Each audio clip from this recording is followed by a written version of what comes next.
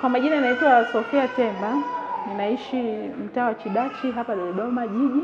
Nipo hapa katika hospitali ya mkoa General Dodoma katika kitengo cha mazoezi ya viungo physiotherapy. Mimi nimemleta mtoto kwa ajili ya mazoezi. Nimefika hapa hospitali tangia mwaka 2020.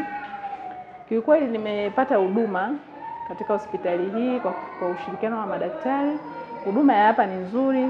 Tangia nimemleta mtoto hapa hospitali, kwa hali aliyokuwa nayo mpaka kufikia leo, jinsi anavyoendelea, anaendelea vizuri kwa kweli. Huduma zao ni nzuri, madaktari wana ushirikiano mzuri sana.